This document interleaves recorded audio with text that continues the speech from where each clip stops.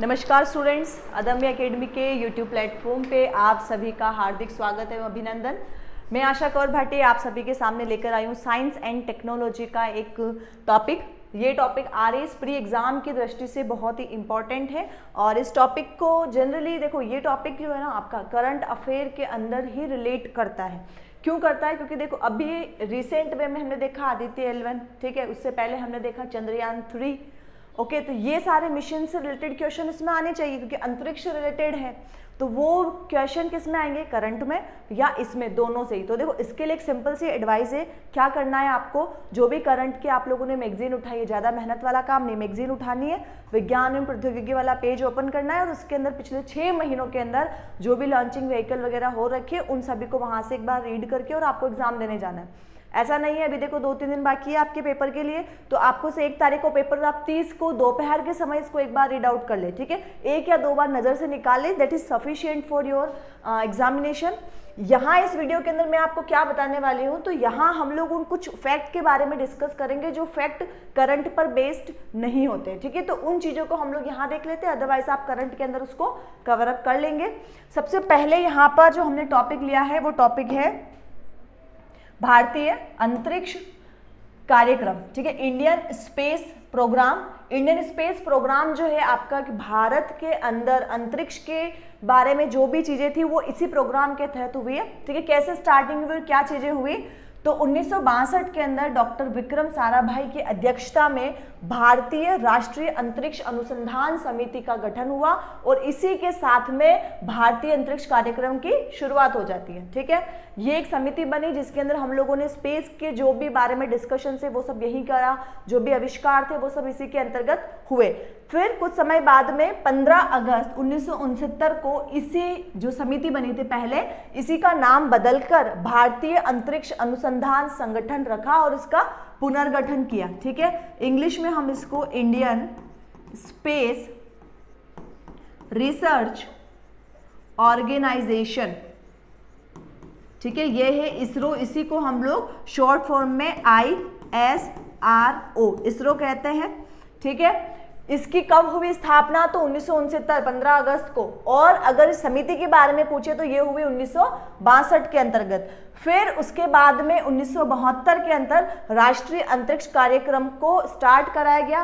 राष्ट्रीय अंतरिक्ष कार्यक्रम क्या था, तो ये जो कार्यक्रम था वह अंतरिक्ष आयोग एवं अंतरिक्ष विभाग द्वारा संचालित था और इस अंतरिक्ष आयोग और अंतरिक्ष विभाग की स्थापना भी 1972 के अंदर हुई थी। ये क्यों करा, तो ये इस चीज को क्रियान्वित करने के लिए किया कि अंतरिक्ष में जो भी प्रोग्राम हम लोग भेजेंगे, जो भी कार्यक्रम होंगे, उन सबका बजट निर्धारण वो एक स्वतंत्र रूप से कार्य कर सके। परमिशन लानी पड़ती है ना कि हम वहां जा रहे हैं, ये करेंगे वो करेंगे, तो उसके लिए एक विभाग बना दिया सरकार ने, अंतरिक्ष आयोग एवं अंतरिक्ष विभाग। आज भी इसरो जो होता है वो इसी के अंडर में चलता है, ठीक है।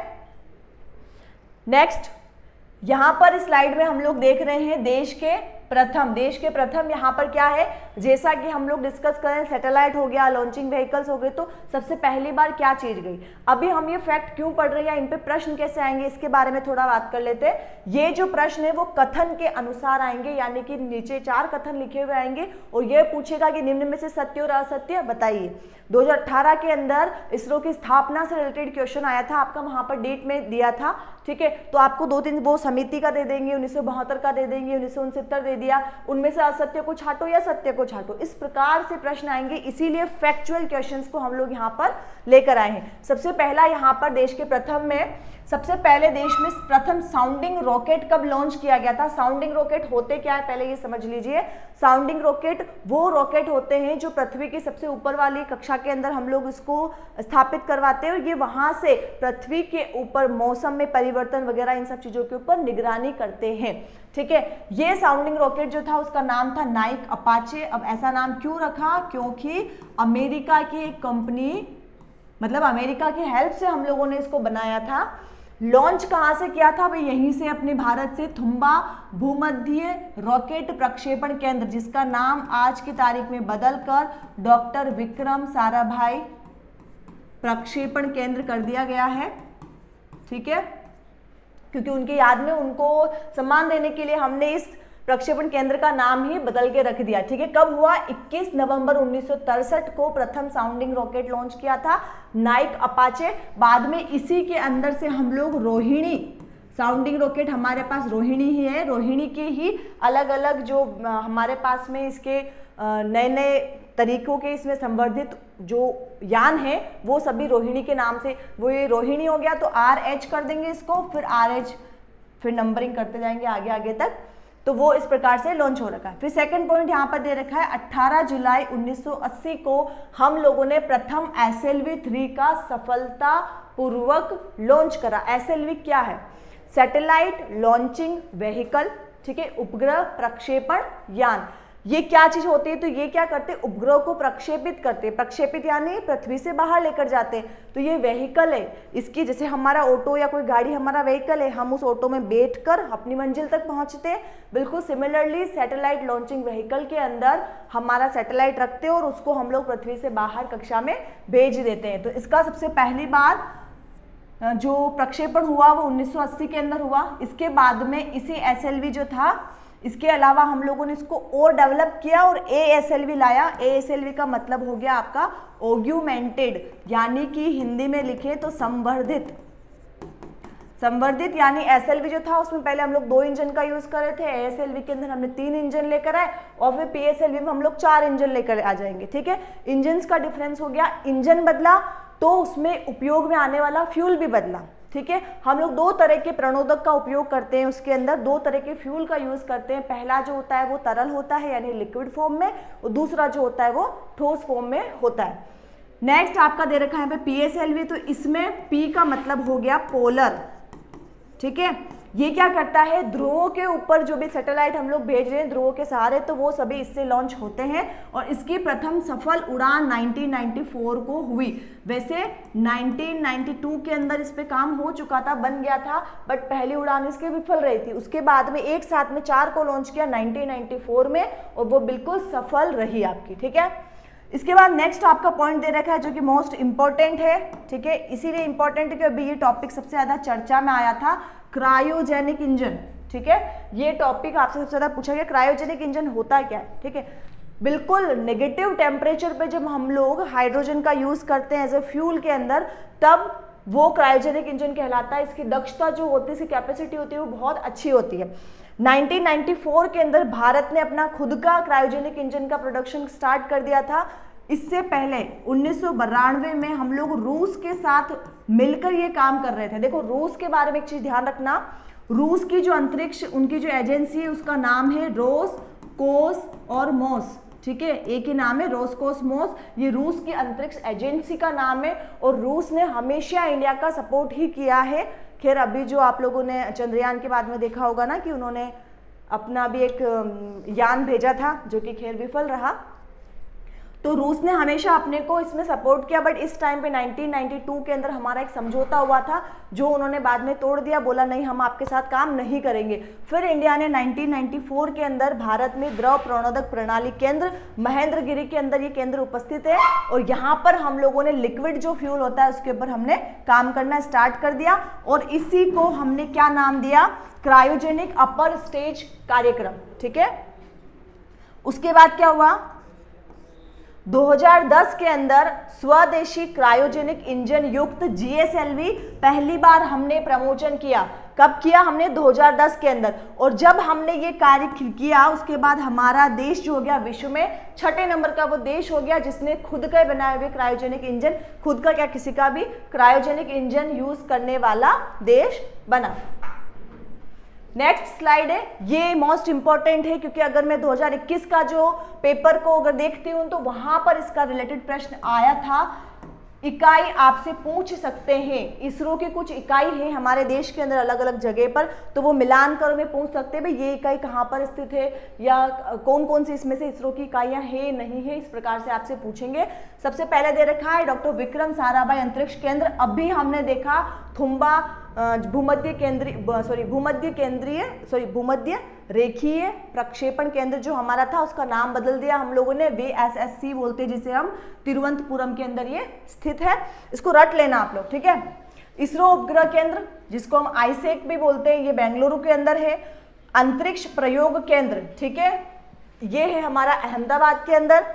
नेक्स्ट है क्षार केंद्र। क्षार शॉर्ट फॉर्म में हम हर जगह क्षार का ही इस्तेमाल करते हैं इस शब्द का, SHAR, यहाँ फुल फॉर्म दे रखी है Shri Harikota high altitude range. ये कहाँ पर है? श्री हरिकोटा के अंदर ही, आंध्र प्रदेश के अंदर। फिर नेक्स्ट है द्रव प्रणोदन प्रणाली केंद्र, अभी हमने देखा था महेंद्रगिरी पर्वत पर स्थित है। नेक्स्ट है आपका मुख्य नियंत्रण सुविधा केंद्र जो हासन के अंदर है। मुख्य सुविधा नियंत्रण केंद्र जो है आपका मेजर कंट्रोलिंग सिस्टम है, यहाँ से हम लोग जो भी सैटेलाइट भेजते हैं उन पे कंट्रोलिंग का काम होता है। नेक्स्ट दे रखा है आपका इसरो जड़त्व प्रणाली इकाई, तिरुवनंतपुरम के अंदर है। जड़त्व जो है आपका एक बल की तरह कार्य करता है, जब सैटेलाइट जाते हैं तो उनका भी बाकी सभी कार्यक्रम यहीं से देखे जाते हैं। लास्ट है आपका भौतिक शोध प्रयोगशाला जो कि अहमदाबाद के अंदर है। अब ये चीज आप ध्यान रखना कि जितने भी इकाइयां हैं ये सभी ऐसे एरियाज में, कोस्टल एरियाज के अंदर ज्यादातर है, ठीक है। इसीलिए होती है क्योंकि जब आप कोई चीज लॉन्च करते हैं, ठीक है, तो क्या होना चाहिए, वहां पर बिल्कुल कम से कम जनसंख्या होनी चाहिए ताकि कुछ भी गड़बड़ हो तो नुकसान ना हो उसे, ठीक है, ये चीजें। नेक्स्ट है, यहाँ पर मैंने कुछ चीजें लिखी है, सारी नहीं कह सकती, लेकिन कुछ जो आपके इंपॉर्टेंट हो सकते हैं उन व्हीकल्स की डेट के साथ में मैंने यहाँ पर आपको फैक्ट देने की कोशिश करी है। सबसे पहला दे रखा है भारतीय भू प्रक्षेपण उपग्रह 6 EOS 6 जो है 26 नवंबर 2022 को लॉन्च किया गया। कहाँ से किया? शार श्री हरिकोटा से ही किया गया। और लॉन्चिंग व्हीकल जो था इसका वो कौन सा यूज करा हम लोगों ने? PSLV C-54, ठीक है, प्रक्षेपण यान। नेक्स्ट है साउंडिंग रॉकेट रोहिणी, अभी हमने जस्ट डिस्कस किया था साउंडिंग रॉकेट नाइके अपाचे, ठीक है, जो हमारा की पहला था इंडिया का साउंडिंग रॉकेट जो कि हमने अमेरिकी कंपनी की हेल्प से बनाया था। वो ये आपका जो रोहिणी है, मैंने कहा था RH और जितने भी इसके नंबर्स हो गए, तो टोटल 200 सफल प्रक्षेपण हमने पूर्ण कर लिए। कब करें? 25 नवंबर 2022 को, ठीक है। ये इंपॉर्टेंट चीज है, इसको आप लोग अच्छे से देख लेना, ये प्रश्न आ सकता है। नेक्स्ट है आपका SSLV D1। अब ये SSLV क्या है? हम लोगों ने PSLV देखा पोलर, ASLV देखा ऑग्यूमेंटेड, ठीक है, और SLV देखा सैटेलाइट लॉन्चिंग व्हीकल। अब ये S का मतलब क्या है? इस S का मतलब है स्मॉल, यानी कि छोटे सैटेलाइट को लॉन्च करने के लिए कैसे व्हीकल यूज कर सकते हैं। तो इसके अंदर D1 का यहाँ मतलब है डेवलपमेंट फ्लाइट, यानी कि हमने हमारे देश का प्रथम स्मॉल सैटेलाइट लॉन्च व्हीकल का लॉन्च किया। कब किया? हम लोगों ने 7 अगस्त 2022 के अंदर किया है। नेक्स्ट आपका दे रखा है human rated solid rocket booster HS-200। ये क्या चीज है? ये आपका जो एक है ना बूस्टर रॉकेट जो होता है आपका वो है, यानी कि जब हम लोग गगनयान भेजेंगे, अभी ये हमारा भविष्य का इसरो का एक मिशन है जिसके अंदर हम लोग गगनयान को भेजने जाएंगे, 2024 तक हम इसको भेजेंगे। उसका प्रक्षेपण किया, उसका टेस्टिंग किया, कब किया? 13 मई 2022 को हमने किया। रॉकेट बूस्टर का मतलब ये कि अगर वहां तक जाता है तो हम उसको बूस्ट करने के काम आता है। नेक्स्ट आपका एक टॉपिक है इंपॉर्टेंट, भारतीय अंतरिक्ष संघ। ये लेटेस्ट अभी हमारे प्रधानमंत्री नरेंद्र मोदी जी ने गठित किया था 2021 के अंदर, ठीक है, प्रधानमंत्री नरेंद्र मोदी जी ने गठित किया था। क्या कब किया था? 11 अक्टूबर 2021 को। अब काम क्या था इसका? ये एक तरीके से आप समझ लो जितने भी आपके प्राइवेट सेक्टर जो थे, जो कि अंतरिक्ष के अंदर एंटर होना चाहते, अंतरिक्ष यानी कि अंतरिक्ष के प्रोग्राम के अंदर एंटर होना चाहते, तो उनके लिए एक संघ बनाया जिसमें इंडिया की Bharti Airtel, Larsen and Toubro जो कि बाहर की है, नेफ्लो, वनवेब, मेपमा इंडिया, अनंत टेक्नोलॉजी, इन सभी के साथ मिलकर भारतीय अंतरिक्ष संघ की स्थापना करी है। इस संघ के अंतर्गत, इस संघ के हेल्प से हम लोगों को नो डाउट इनकम में बहुत सारे बेनिफिट्स मिलने वाले हैं और भी हमारे जितने डेवलपमेंट है उसके सारे द्वार खुल जाएंगे। यहाँ से एक चीज और आप लोग याद रखना, स्पेस एक्स एक कंपनी है, किसकी है? आपकी एलन मस्क की, एक प्राइवेट कंपनी है, स्पेस एजेंसी है स्पेस एक्स, जहां से फाल्कन हैवी एक सबसे शक्तिशाली रॉकेट है जिसका लॉन्च किया गया था। एलन मस्क जो है, एलन मस्क से एक चीज और करंट के लिए आप याद कर सकते हो, एलन मस्क ने अभी अभी कुछ समय पहले ट्विटर को अपने आधिपत्य के अंदर लिया था और उन्होंने ट्विटर का जो साइन था वो चेंज करके एक्स बना लिया, ठीक है। एलन मस्क को शायद एक्स अल्फाबेट बहुत अच्छा लगता है, ठीक है। तो उन्होंने स्पेस में जो कंपनी बनाई उसका नाम भी स्पेस एक्स, ठीक है। ट्विटर का उन्होंने वो जो चिड़िया थी हमारी उसको बंद करके वहां पर एक्स का यूज कर लिया है, ठीक है। नेक्स्ट यहाँ पर हम देखते हैं नौवहन उपग्रह NVS-01 29 मई 2023 को लॉन्च किया। ये क्या है? नौवहन यानी कि नावों के लिए, नावों को हेल्प करने के लिए, जब नाव समुद्र में होती है तब उसको रास्ता, नेविगेशन, उन सभी को हेल्प करने के लिए ये एक उपग्रह है, ठीक है। हम लोगों ने 2013 के बाद ऐसे 7 से 8 उपग्रह हम भेज चुके हैं, जिसमें से अभी ये लेटेस्ट भेजा है। इसकी जो परास है वो 1500 किलोमीटर से इंडिया को तो कंप्लीट करेगा, उसके बाहर 1500 किलोमीटर तक हम लोग निगरानी रख सकते हैं। ये ज़रूरी है हमारे लिए, ताकि हमारे कभी युद्ध जैसी स्थिति बन जाए तो हम वहाँ पर ये हेल्प करें। कहाँ से लॉन्च किया? श्रीहरिकोटा से ही लॉन्च करा।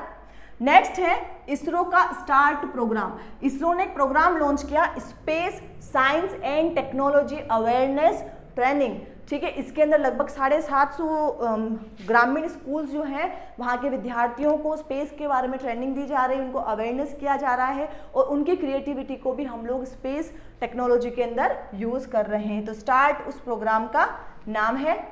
फिर नेक्स्ट है आपका RLV-LEX, ये भी एक नई चीज है SLV की तरह। RLV क्या है आपका? Reusable launch vehicle autonomous landing mission.